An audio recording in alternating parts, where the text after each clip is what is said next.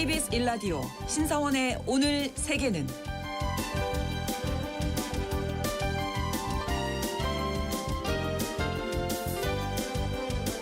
안녕하십니까. 아나운서 신성원입니다. 얼마 전 멕시코 대통령이 한국 대통령에게 서한을 보내 방탄소년단 BTS의 추가 공연을 요청했다는 소식이 화제였습니다. 4월에 시작하는 BTS의 월드 투어가 전 세계 34개의 도시에서 열리는데 이 공연을 유치한다는 건 해당 도시에는 큰 행운인 거죠. 미국 텍사스의 엘페소에서도 BTS 월드 투어 공연이 열리게 되는데요. 이곳은 멕시코와 국경을 맞대고 있고 서부 영화에도 자주 등장해서 우리에게도 익숙합니다. 트럼프 대통령 집권 후에는 이민자 구금이 집중되면서 미국 이민세관 단속국 아이스의 최대 구금 시설이 있기 때문에 수용소 도시라는 오명이 붙고 있는데요. BTS 공연으로 주목받고 있지만 이민자들의 안타까운 현실이 공존하는 엘페소 상황, 잠시 후 수상한 GPS에서 살펴보겠습니다.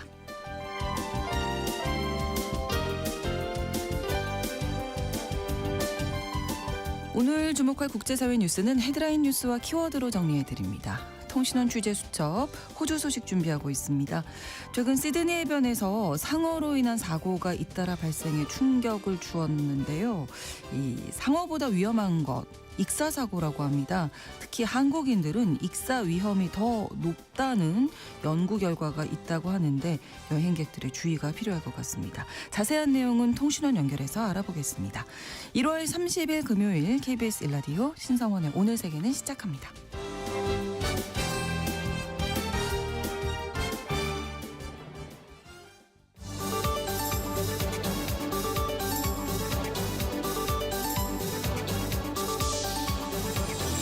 오늘 세계는 헤드라인 뉴스. 미국 정부가 한국을 환율 관찰 대상국으로 다시 지정했습니다. 미국 재무부는 통화 관행과 거시 정책에서 신중한 주의가 필요하다면서 한국과 중국, 일본, 독일 등 10개국을 관찰 대상국 명단에 올렸는데요. 한국은 2023년 11월 7년여 만에 대상국에서 빠졌지만 트럼프 행정부 출범 전인 2024년 11월에 다시 환율 관찰 대상국에 포함이 됐습니다. 작년 6월 보고서에서도 해당 지위가 유지됐는데 이번에도 빠지지 못했습니다. 미국은 2015년 제정된 무역촉진법에 따라 자국과의 교역 규모가 큰 상위 20개국의 거시경제와 환율 정책을 평가해 일정 기준에 해당하면 심층 분석국 또는 관찰 대상국으로 지정하고 있습니다. 현지 시간으로 29일 국토안보부를 포함한 연방정부 운영 예산안이 미국 연방 상원 절차 표결에서 부결돼 정부 셧다운 우려가 커지고 있습니다. 미네소타에서 발생한 총격 사건 여파로 야당인 민주당이 국토안보부 소속 이민세관 단속국 개혁을 요구하면서 예산안 처리에 반대하고 있기 때문인데요. 상원 표결에선 공화당 의원 8명도 반대표를 던진 걸로 전해졌습니다. 이에 따라 백악관과 민주당은 정부 기관 예산안에서 국토안보부 예산안을 분리하는 방안을 협의하고 있습니다. 메르츠 독일 총리가 러시아와 전쟁 중인 우크라이나를 유럽연합에 조기 가입시키는 방안에 반대한다고 밝혔습니다. 메르츠 총리는 유럽연합이 회원국에 요구하는 이른바 코펜하겐 기준을 충족하는 데는 보통 몇 년이 걸린다면서 그 과정에서 우크라이나를 천천히 유럽연합으로 이끌 수는 있지만 빠른 가입은 절대 불가능하다고 말했는데요. 우크라이나는 2022년 2월 전쟁이 시작된 이후 EU 가입을 신청했는데 젤렌스키 우크라이나 대통령은 최근 2027년 EU에 가입할 수 있도록 준비를 마치겠다면서 자국 안전 보장을 위해 종전협정에 EU 가입 날짜를 지정해야 한다고 주장하고 있습니다. 스타머 영국 총리의 방중을 계기로 중국이 영국산 위스키에 부과하는 관세를 10%에서 5%로 낮추기로 했습니다. 영국은 주요 무역협상에서 고부가가치 수출품인 스카치 위스키 관세를 낮추는 데 집중해 왔는데요. 이번 결정으로 영국 업체들이 앞으로 5년간 우리 돈으로 약 5천억 원의 경제 효과를 볼 걸로 예상됩니다. 구글의 자율주행 로봇 택시 웨이모가 캘리포니아주 산타모니카의 초등학교 인근에서 어린이를 치는 교통사고를 냈습니다. 웨이모는 차량이 이중 주차된 거리를 지나다 주차된 스포츠 유틸리티 차량 뒤에서 학교 방향으로 길을 가로질러 달리던 어린이와 충돌했는데요. 이 어린이는 경상을 입었습니다. 이 사고는 학교와 두 블록 이내 거리에서 등교 시간에 발생했고 당시 근처에 다른 어린이와 교통 안전 요원도 있었는데요. 사고 당시 웨이모는 안전 운전자가 탑승하지 않은 채로 5세대 자율주행 시스템으로 운행 중이었습니다.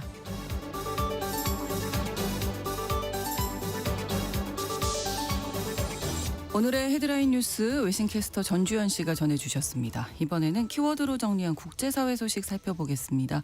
첫 번째 키워드 저금리의 현금 인출기. 트럼프 미국 대통령이 자국 이제 관세를 매기지 않았습니까? 그런 국가들이 저금리의 현금 인출기다라는 인식을 드러냈습니다. 네. 29일에 백악관에서 내각회의를 주재했거든요. 세계 각국에 일방적으로 부과한 관세와 관련해서 사실 매우 친절했다. 지금보다 훨씬 더 높을 수 있다. 이렇게 얘기를 했습니다. 그러면서 지금까지 부과한 것보다 더 관세율이 높아질 수 있다. 이런 가능성을 나타낸 건데요.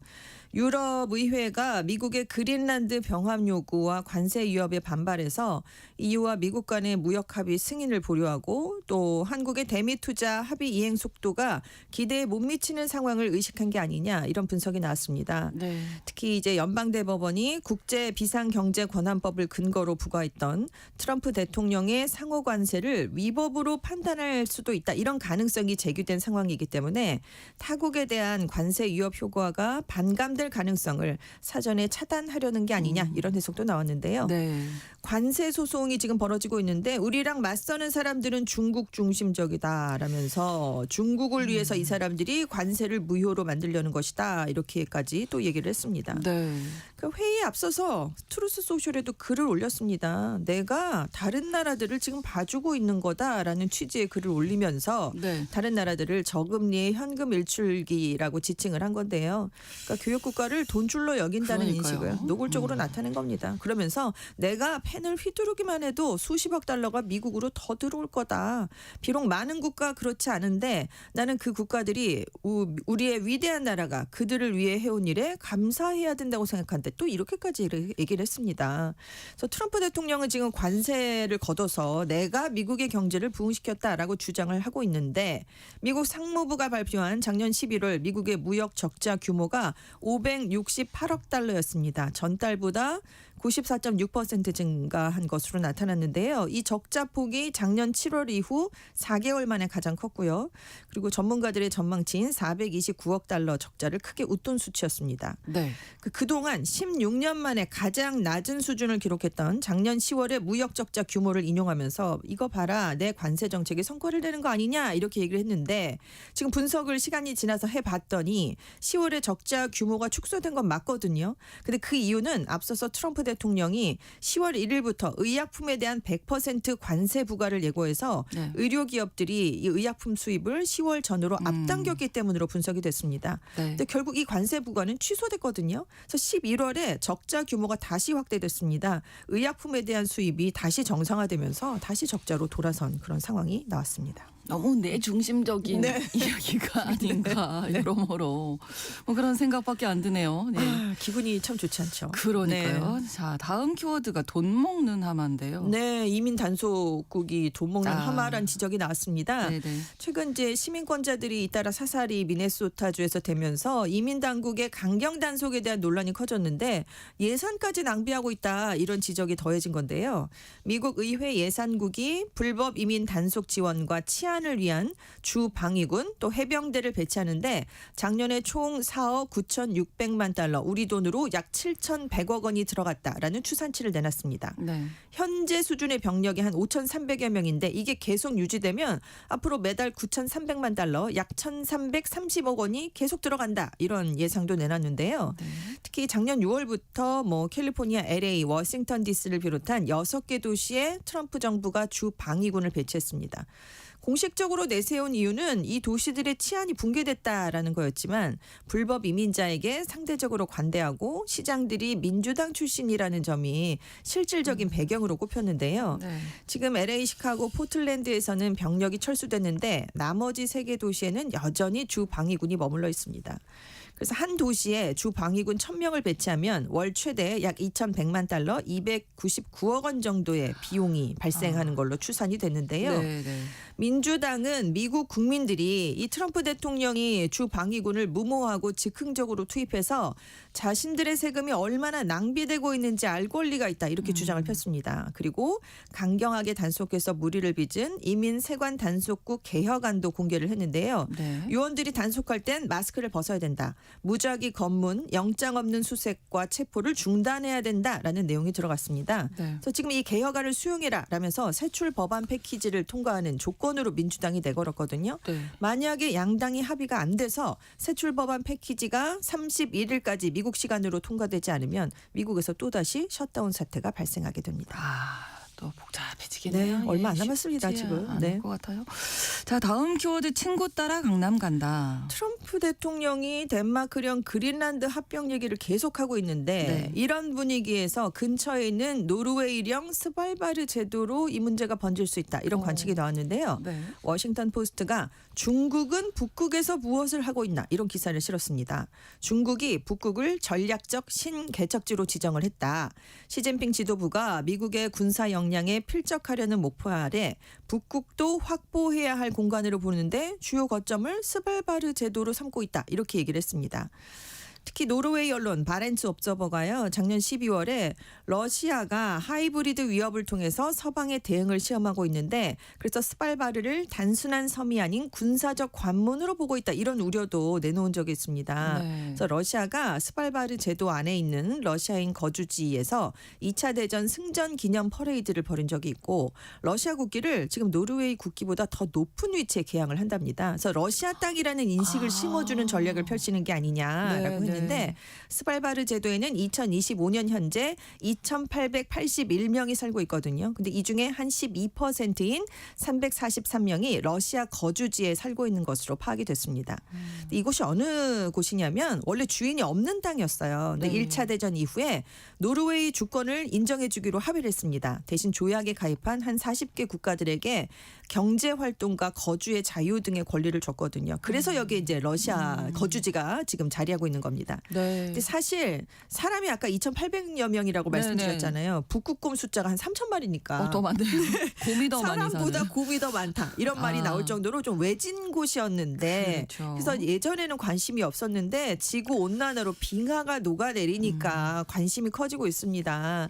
특히 러시아 함대가 대서양으로 나갈 수 있는 해로 한복판에 위치를 해 있고요. 네. 구리, 리튬, 히토류가 인근 해저에 풍부하게 매장돼 있어서 각국의 관심과 경쟁이 갈수록 높아지고 있는 곳 중 하나였습니다. 그래서 노르웨이 정부도 이러니까 긴장을 하고 있어요. 특히 그렇군요. 중국과 러시아가 관심을 보이니까 2023년에 스발바르 지역 의회 투표에서 외국인 거주자들의 피선거권을 좀 좁혔습니다. 그리고 지역 대학에서는 중국인의 프로젝트 참여를 배제하는 등 각종 조치를 내놓고 있습니다. 네, 스발바르 제도도 또 네. 눈여겨봐야 되겠네요. 자, 다음 키워드입니다. 시간이 다 돼간다. 네, 트럼프 대통령이 이란을 향해 내놓은 얘기인데요. 28일에 위대한 에이브라임 링컨 항공모함을 필두로 한 거대한 함대가 이란으로 향하고 있다. 베네수엘라에 보냈던 것보다 훨씬 더 큰 규모다. 미군 함대는 필요하다면 신속하고 폭력적으로 임무를 수행할 준비가 돼 있는데 이란은 재빨리 협상 테이블에 나와라. 공평한 핵무기 금지 합의를 해라. 시간이 다 돼간다. 이런 경고를 내놨습니다. 네. 그러면서 한 얘기가 작년 6월에도 이란이 합의를 하지 않아서 우리가 핵시설을 대규모로 파괴하지 않았느냐. 이제 펼쳐질 다음 공격은 훨씬 더 심각할 거다. 이렇게 경고를 했는데요. 아닌 게 아니라 최근에 미국이 해군, 공군력을 이란 근처에 집결시키고 있습니다. 네. 이 핵추진 항공모함 에이브라임 링컨함 전단이 인도 태평양 지역에 갔다가 이미 걸프해역으로 돌아갔습니다. F-15 전투기를 비롯해서 공중급유기 편대도 이미 중동에 도착해 있는 상황인데요. 그래서 매슈 세빌 영국 왕립합동군사연구소의 군사과학 이사가 현재 전력 태세로 봤을 때 미국이 가장 깊숙이 매설된 시설을 제외하고는 이란 안에 있는 거의 모든 목표물을 타격할 수 있는 수준이다. 이런 분석을 내놨습니다. 네. 또 CNN은 행정부 사정의 정통한 소식통을 인용해서 이란 핵 프로그램과 탄도미사일 제한을 하기 위한 논의가 진전되지 않으니까 트럼프 대통령이 지금 이란 지휘부, 시위대 살해 책임자, 핵시설 등에 대한 대규모 공격을 검토하고 있다. 이런 보도를 내놨는데요. 다만 하메네이 최고 지도자 등 이란 지도부가 이제 신변 경호를 굉장히 강화했거든요. 네. 그 참수 작전 같은 거는 작년 6월 핵시설 폭격 당시보다는 어려워졌다라고 BBC가 전망을 내놨습니다. 이란 정부가 미국이 이렇게 나오니까 이날 미국을 향해서 침략에 강력하게 대응할 준비가 돼 있다라면서도 핵협상에 나설 수 있다라는 뜻을 동시에 밝혔는데요. 네. 하지만 미국은 지금 우라늄 농축을 중단해라라고 이란에게 요구를 하고 있는데 이걸 이란 정부가 받아들이기는 쉽지 않을 것으로 보입니다. 왜냐하면 그동안 이란 정부가 자국의 핵 프로그램을 서방에 대한 저항의 상징으로 선전을 많이 했거든요. 이 상황에서 갑자기 핵을 포기한다라고 하면 정권이 붕괴될 가능성이 있기 때문입니다. 자, 이런 가운데 유럽연합이 이슬람 혁명수비대를 테러 단체로 지정을 했네요. 그렇습니다. 이란의 핵심 군사 조직이거든요. 그렇죠. 이슬람 혁명수비대가. 그래서 폰데어 라이엔 EU 집행위원장이 자국민의 시위를 유혈 진압하는 정권을 테러리스트로 부르는 건 지극히 정확한 표현이다라고 설명을 덧붙였습니다.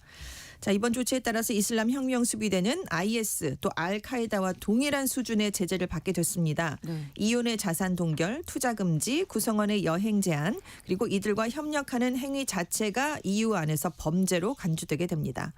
이란은 당연히 강력하게 반발하고 있습니다. 적대적이고 무책임하며 도발적인 위험한 결정이다. 이렇게 얘기를 하고 있는데요. 네. 아직까지 외교를 단절하겠다 이런 발표까지는 없지만 어쨌든 이란과 유럽연합이 앞으로 더 적대적인 대치 관계를 보이지 않겠느냐라고 외신들이 예상했습니다. 네. 자, 다음 키워드가 21세기판 연금술사? 네, 네. 금값이 계속 높아지면서 네. 지금 금을 어떻게 하면 모을 수 있을까 해서 21세기판 연금 술사가 나왔습니다. 네. 일본에서 폐 전자기기에서 나온 회로기판에서 금을 회수하는 곳이 생겼어요. 아키타 현에 있는 재련소인데요. 컴퓨터, 휴대전화 등에서 나온 폐 기판을 활용한 금 추출 작업을 이곳에서 하고 있습니다. 특히 개인이 쓰는 휴대전화 이런 데서 나오는 건 굉장히 양이 적잖아요. 그렇죠. 데이터 센터에서 사용된 서버용 회로기판이 금의 함유량이 높은 것으로 알려졌습니다. 그래서 세계 각지에서 전자기기 회로기판을 수집을 하고 있는데요. 고온과 전기를 이용해서 특수 처리를 한 다음에 금을 추출하는데 하루에 추출하는 금의 양이 12kg짜리 금괴 4개 분량이라고 합니다. 그러니까 생각보다는 꽤 많이 나오는 거죠. 그러니까요. 한 벤처기업은 금을 흡착하는 성질을 갖고 있는 수초를 활용해서 쓰레기에서 금을 추출하는 기술을 또 개발했는데 그래서 인도의 귀금속 업체 등 5곳이 이 기술을 사갔다고 합니다.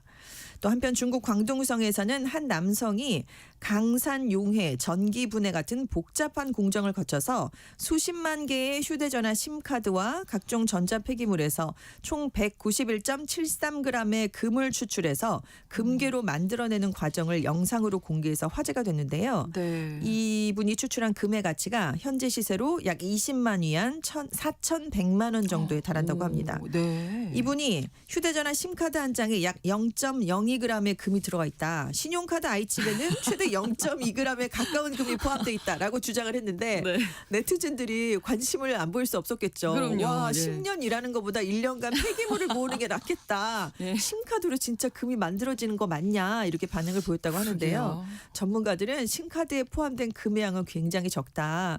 최신 심카드에서 얻을 수 있는 금은 많아야 0.02mg 수준이다. 그래서 이 남성이 얘기한 것보다 한 1000배가 훨씬. 적다.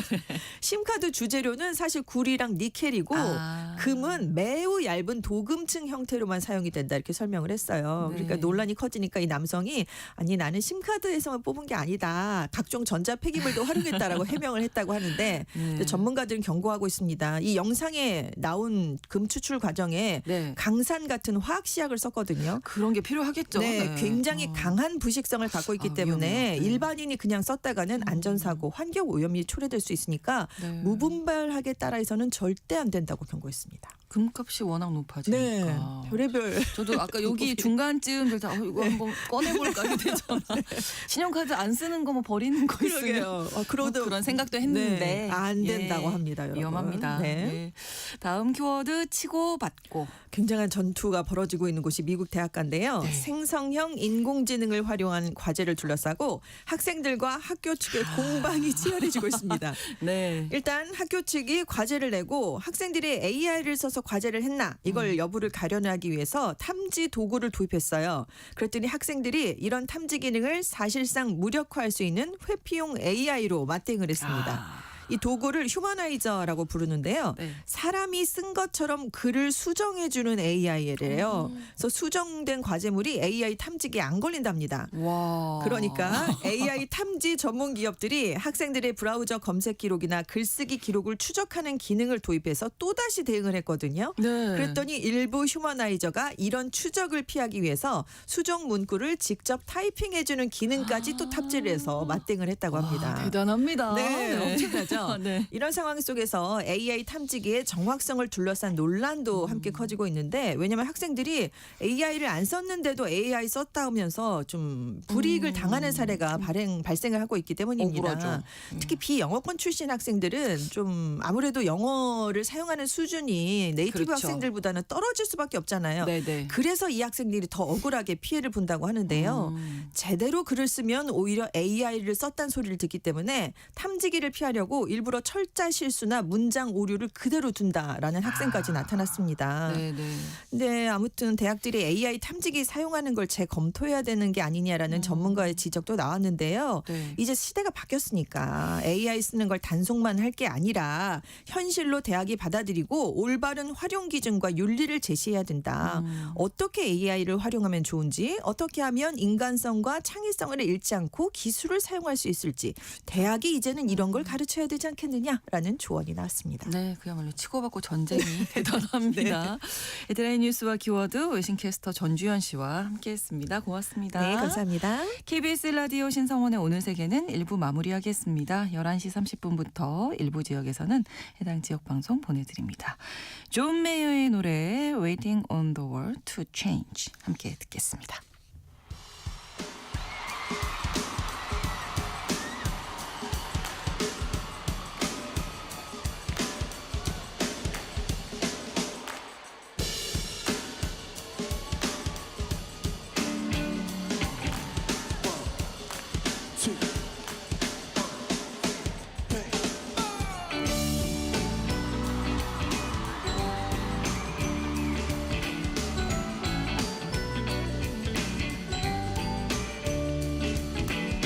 Me and all my friends, we're all misunderstood. They say we stand for nothing and there's no way we ever could. Now we see everything that's going wrong with the world and those who lead it. We just feel like we don't have a means to rise above the beating. So we keep on waiting, waiting, waiting on the world to change. Keep on waiting, waiting, waiting on the world to change. It's hard to beat the system when we're standing at a distance. So we keep on waiting, waiting, waiting on the world to change. If we had the power to bring our neighbors home from war,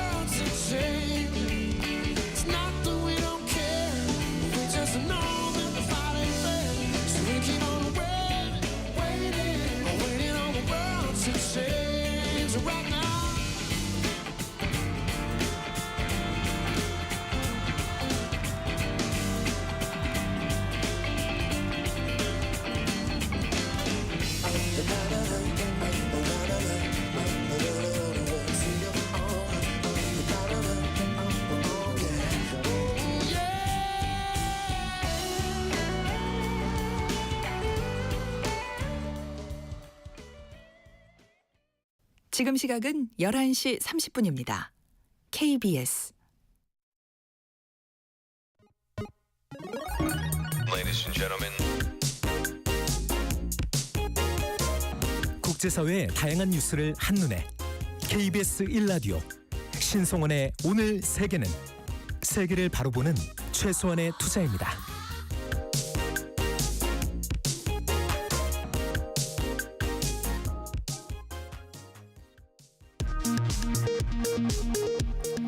이 시각 라디오 정보센터 뉴스입니다. 이재명 대통령이 SNS를 통해 한국인 건들면 패가 망신, 빈말 같습니까라며 스캠 등 초국가 범죄에 대한 강력 대응 방침을 거듭 강조했습니다. 이 대통령은 이 같은 내용의 글을 캄보디아어로도 함께 올렸습니다. 관봉권 띠지 폐기 의혹을 수사하는 상설특검팀이 직무유기 혐의를 받는 최재현 검사를 피의자 신분으로 소환 조사하고 있습니다. 정규유착비리 검경합동수사본부가 신천지 예수교 증거장막 성전에 대한 압수수색에 착수하면서 첫 강제 수사에 나섰습니다. 쿠팡의 대규모 개인정보 유출 사태 셀프 조사 발표와 관련해 증거인멸 등 혐의로 고발된 해롤드 로저스 쿠팡 한국 임시대표가 오늘 경찰에 출석합니다. 스타벅스 코리아가 지난해 겨울 증정품으로 제공한 가습기 2종 39만여 개에 대해 안전을 위해 선제적으로 리콜을 실시한다고 밝혔습니다. 지금까지 라디오 정보센터 뉴스 정원나였습니다.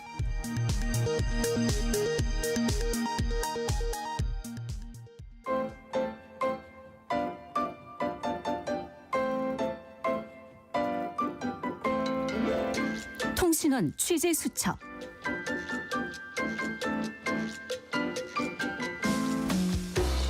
통신원 취재 수첩 오늘은 호주 시드니 나혜인 통신원 만나보겠습니다. 안녕하세요.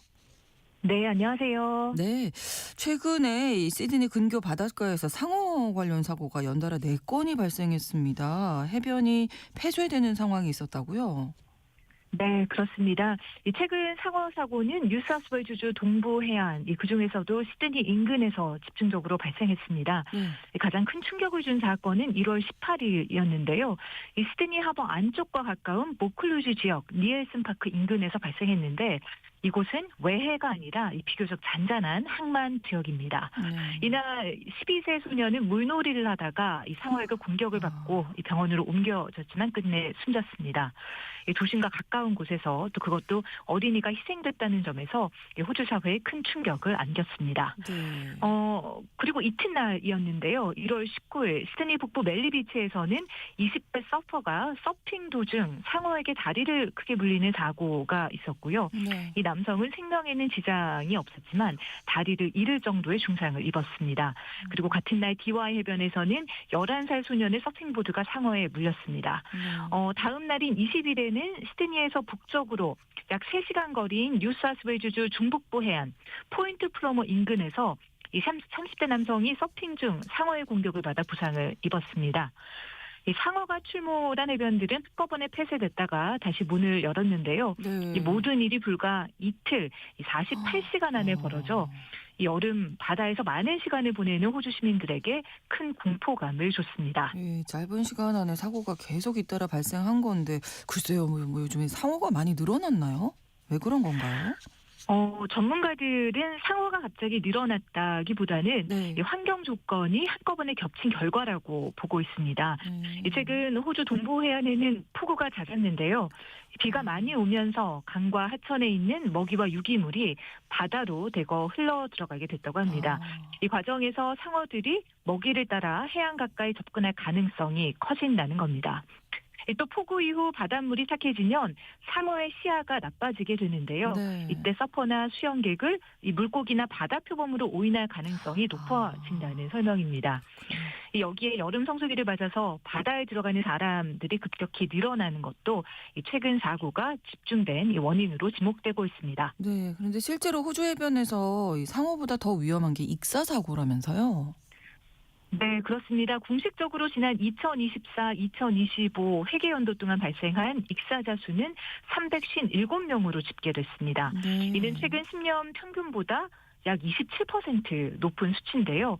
이 가운데 바닷가에서 사망한 사람들의 비율은 43%에 달합니다. 특히 주목되는 점은 이 호주에서 물놀이를 하다가 숨지는 사람의 3분의 1 이상이 해외 출생자라는 사실인데요. 네. 그러니까 여기에는 이민자나 유학생 또는 관광객 등이 모두 포함됩니다. 특히 우리 한국인은 인구 대비 익사 비율이 높은 집단 중에 하나로 이 매년 여름 이 한인 사회에 대해서는 각별한 주의가 당부되고 있습니다. 왜 그럴까요? 우리 한국인이 왜 더 위험한지 너무 궁금한데요.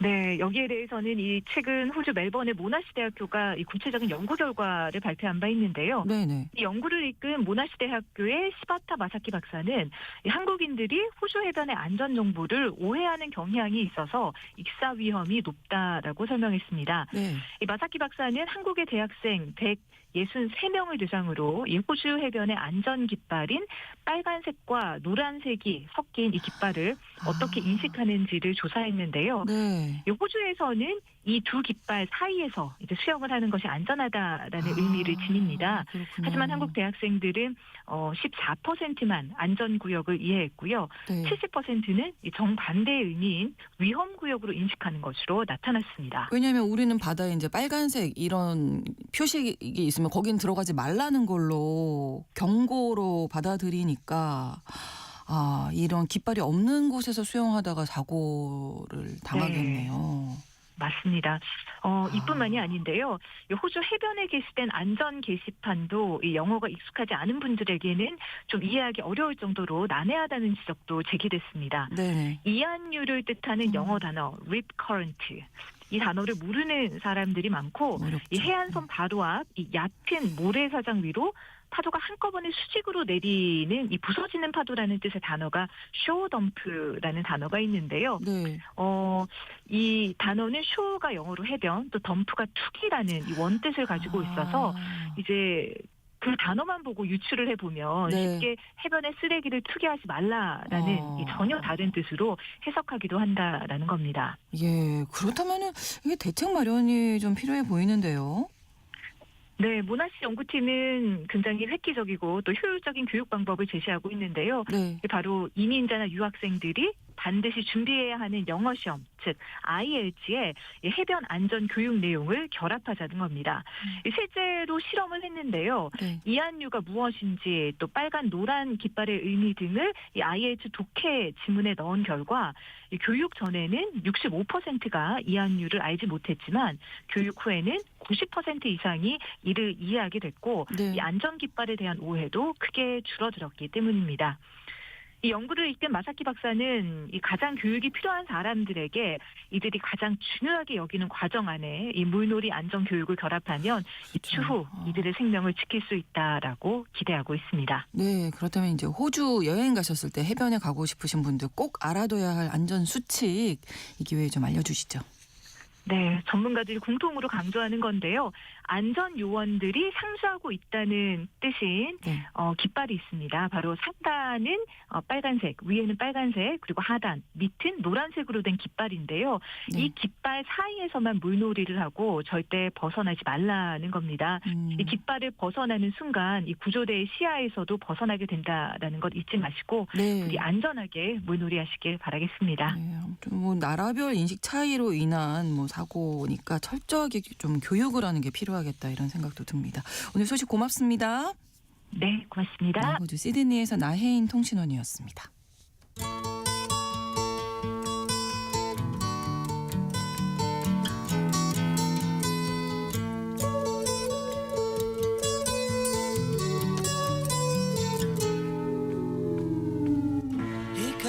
넓은 지구촌의 한 지역, 장소를 중심으로 우리가 주목할 이야기 전해드리는 시간 수상한 GPS입니다. 오늘도 구정은 국제전문기자와 함께하겠습니다.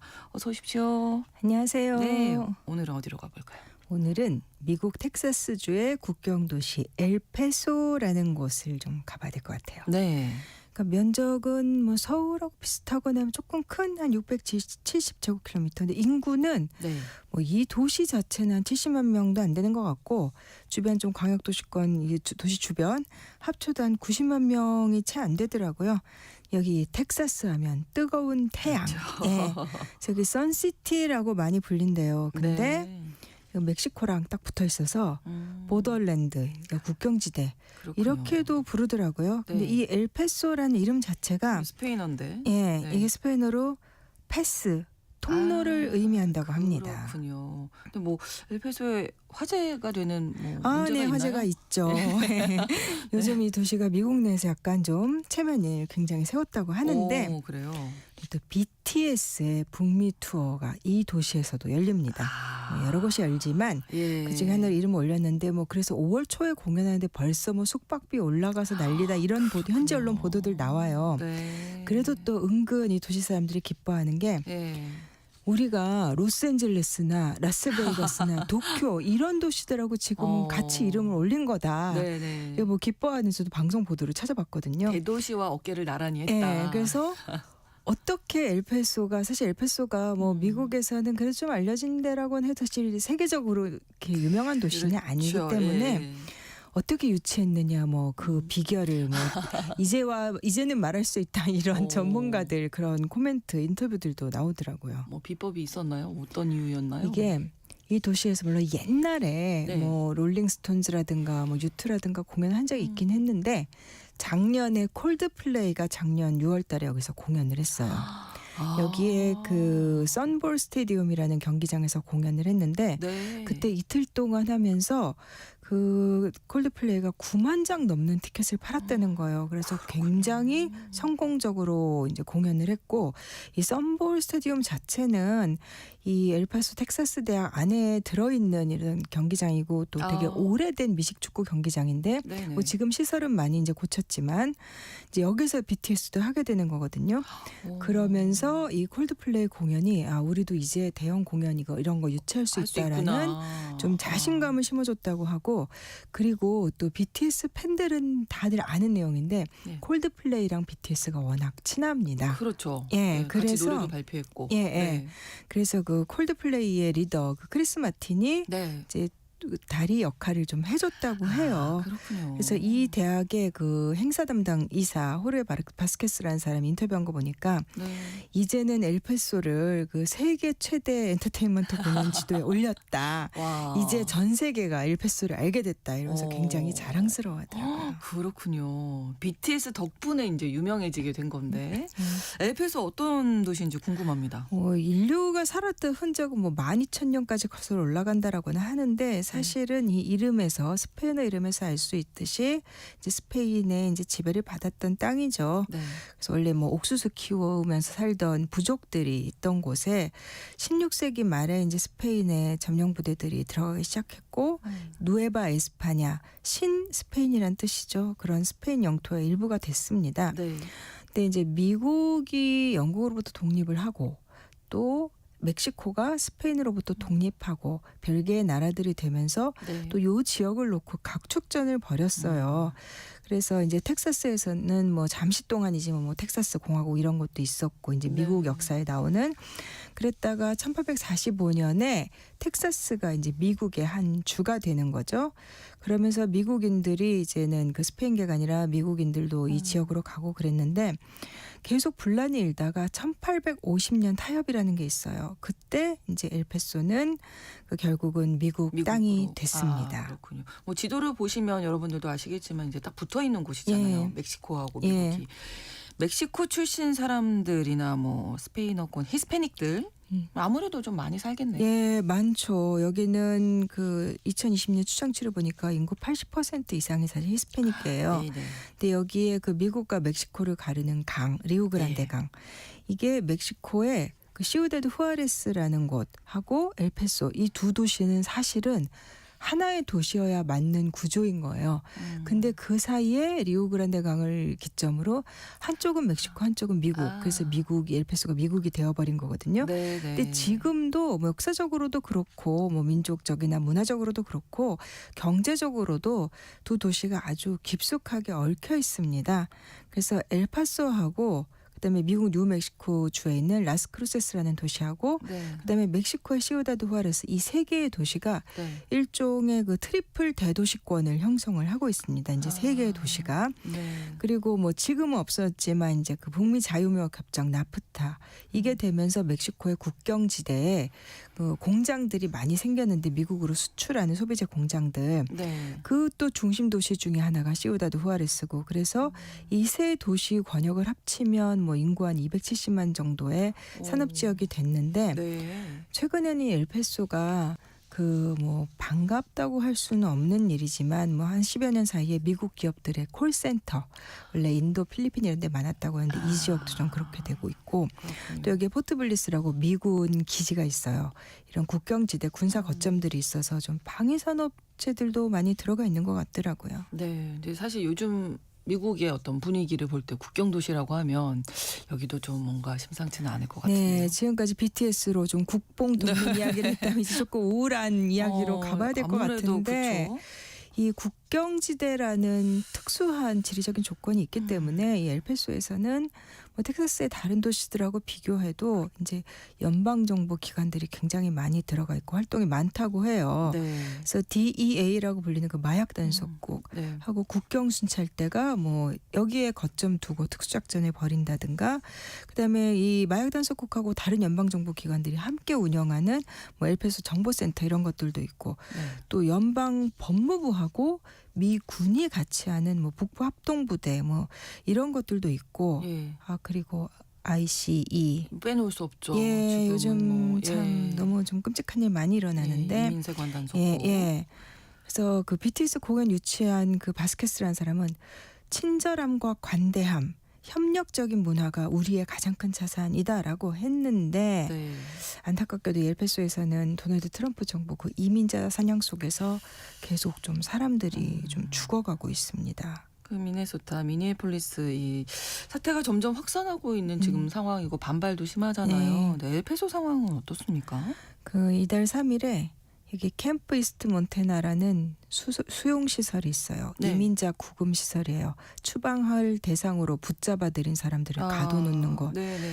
여기서 이달 초에 그 55세 쿠바 남성이 사망을 했어요. 근데 현지 언론 보도를 찾아보니까 부검 보고서에 네.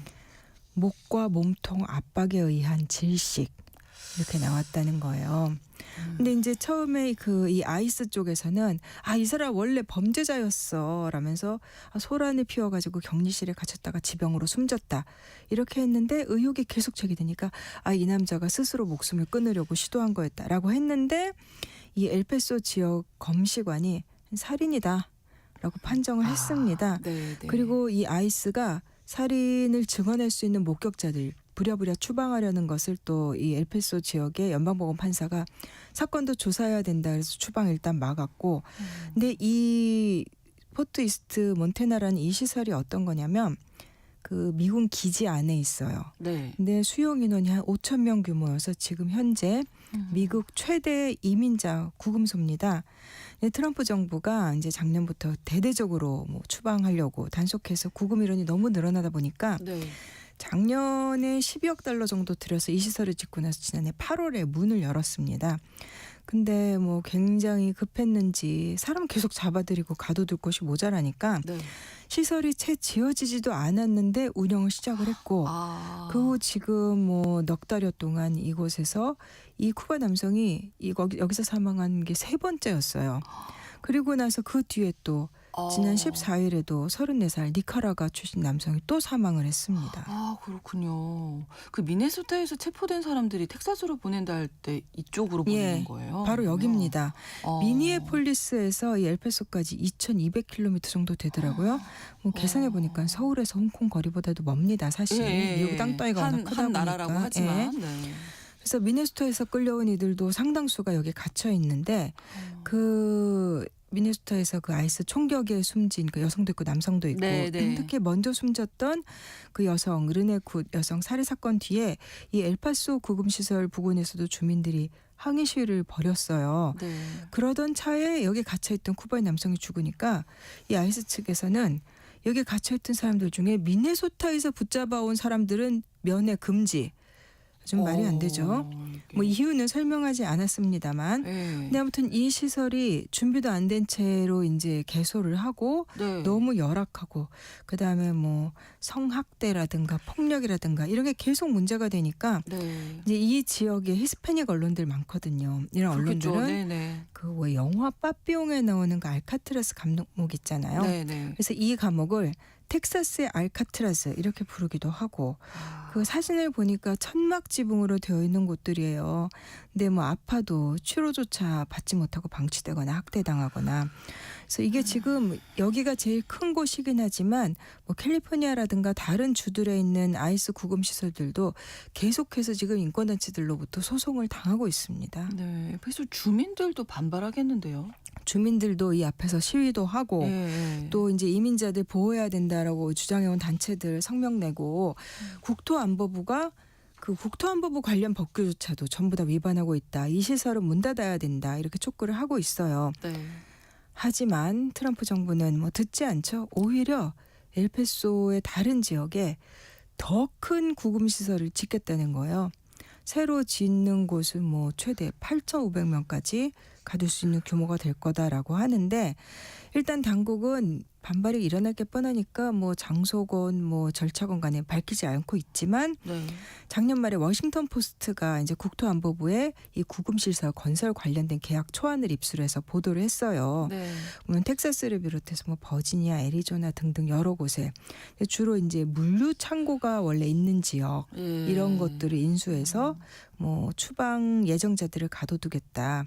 그래서 시설을 뭐 20여 곳 짓겠다고 하는데 지금 트럼프 정부가 이 아이스에 추가로 배정한 예산이 이제 750억 달러 정말 어마어마한 돈입니다. 네. 그 중에 한 450억 달러는 구금 시설 새로 짓는 데 쓰고 300억 달러는 단속 활동에 쓰겠다.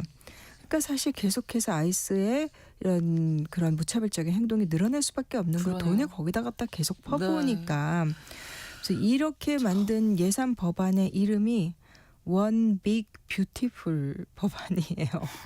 예, 크고 아름다운 미국을 얘기하는 건지. 근데 이제 계획대로 구금시설들이 다 지어지게 되면 무려 8만 5천 명을 가둘 수 있다고 합니다. 이제 엘파소에 캠프 하나 더 짓겠다라는 계획은 이제 그 거대한 구상의 일부일 뿐인 거죠. 너무나 많은 생각이 오가는데 어디서부터 어떻게 그쵸. 얘기를 해야 될지 예, 모르겠어요. 예. 이게 뷰티풀한가 뭐 이런 생각도 드는데 구금 시설이 미국에서는 이제 민영화돼 있잖아요. 네. 그러면 이것도 민간에서 관리. 이것도 사실 참 문제인 거죠. 미국은 교도소도 민영화되어 그렇죠. 있고 그리고 결국은 그러면 누가 책임지느냐의 그렇죠. 문제가 생겼을 때. 근데 이런 구금 시설들은 단속 활동에도 불법이 많고 또 거기서 가둬놓는 것에도 불법이 많고 그 과정에도 또 구금 시설을 짓고 운영하는 이 과정에서도 그렇죠. 불법적인 뉴스들이 너무 많은 거예요. 근데 참 저도 이 뉴스들을 찾아보면서 참 역설적이고 참 씁쓸하다라는 생각이 드는 게 뭐였냐면 이 미국의 그 옛날에는 인디언이라는 약간 좀 비하적인 의미로 불렸던 네. 이 아메리카 원주민들 이 원주민 부족들은 굉장히 경제적으로 취약하기 때문에 미국 정부가 이 원주민들은 뭐 기업 활동을 하거나 원주민 자치 지역과 관련된 무슨 경제 활동을 할 때 일종의 그 어퍼머티브 같은 조치 그래서 좀 특혜적으로 이렇게 배려해주는 조치들이 있어요. 네. 그래서 정부가 계약을 할 때 우선적으로 하게 되는 경우들도 있고 규모는 작지만 그런데 이 구금 시설을 짓는 것과 관련된 계약에 이 원주민 건설회사들이 많이 좀 들어갔었나 봐요. 그래서 예를 들면 멀리 그 알래스카에 있는 원주민 건설회사가 있는데 네. 거기 이제 일종의 그런 부족 계열 기업들인 거예요. 이런 데들이 구금 시설을 짓는 이제 건설 계약을 수주한다든가. 사실 이 원주민 기업들이 그 엘파소의 아이스 시설 운영을 전부터 좀 관여를 해왔대요. 그래서 뭐 경비라든가 급식이라든가 이런 네, 것들을 네. 맡아왔는데 이제 원주민들이 이민자 추방에 편승을 해서 이익을 챙기는 거 아니냐라는 얘기가 나오니까 이 기업들이 결국 계약을 철회했고 어떤 원주민 공동체는 주민들이 회의에서 이래서는 안 된다. 네. 그렇기도 했는데 사실 이 원주민들이야말로 미국이란 땅을 유럽에서 온 이주민들한테 빼앗긴 원래의 주인들이었는데 지금은 소수민족으로 전락했고 근데 그들이 이제 어쩔 수 없는 거라고는 해도 이제 백인 정부와 손을 잡고 다른 이주민들을 내쫓는 것에 이제 가담하는 이런 역설적인 일이 벌어지고 있는 거죠. 네, 어쨌든 이 엘페소 오늘 말씀해 주셨는데 너무나 안타까운 일들이 네. 지금도 계속 진행되고 있다. 예. 네. 이게 사실 텍사스 같은 경우 히스패닉이 굉장히 많은 곳인데 네. 트럼프 정부 일기 때도 계속해서 대통령이 증오 선동을 하니까 그때도 굉장히 2019년에 그 증오 범죄 총기 난사 사건이 일어났었어요. 네. 그래서 바로 이 엘페소의 월마트에서 백인 우월주의자들이 히스패닉 총기 난사에서 한 50여 명 사상자가 발생한 적이 있었습니다. 네. 네. 혹시 보셨는지 모르겠는데 석양의 무법자라는 영화 우리나라에서 예, 많이 네. 1965년작에 클린트 이스트우드 나오는 거 네. 그 배경이 바로 엘페소입니다. 그렇군요. 네, 근데 네. 태양의 도시. 근데 지금은 아이스의 도시로 변해가고 있고, 근데 이 도시가 이제 관대한 선시티가 될 수 있을지 좀 BTS가 이 도시 사람들에게 아, 그러네요. 희망과 치유의 메시지를 전해줄 수 있었으면 좋겠다라고 좀 그런 바람이 들었습니다. 네. 아무튼 뭐 또 새로운 시설을 이렇게 굳이 지어야 지금 벌어지는 하나. 것들을 보면 우리가 이전에 몇십 년 동안 알고 있었던 네. 미국이라는 나라의 모습과는 너무 다른 양상이 벌어지고 있는 그렇습니다. 거고 거기에 미국 사회가 안고 있는 모든 문제점들 이게 켜켜이 쌓여오다가 지금 이런 그렇죠. 식으로 터져 나오는 것 같아요. 네, 최대 8,500명을 가둘 수 있는 그런 작업을 지금 계속 더 하겠다는 더 하겠다라고 하는 거니까. 거고 그 정도 급의 큰 거 7개 뭐 작은 거 16개를 미국 전역에 짓겠다. 그래서 예. 그만큼 더 많이 가둬놓고 근데 이 과정에서 사실 이미 그 교도소들 이런 거를 그 중미 국가들로 이전하고 이런 것도 많이 문제가 됐었는데 네. 진짜 미국이 어디까지 갈 건지 참 걱정됩니다. 그렇습니다. 오늘 수상한 GPS 구정은 국제전문기자와 함께 이야기 나눴습니다. 고맙습니다. KBS 라디오 신성원의 오늘 세계는 다음 주 월요일 오전 11시 5분에 다시 뵙겠습니다. 고맙습니다.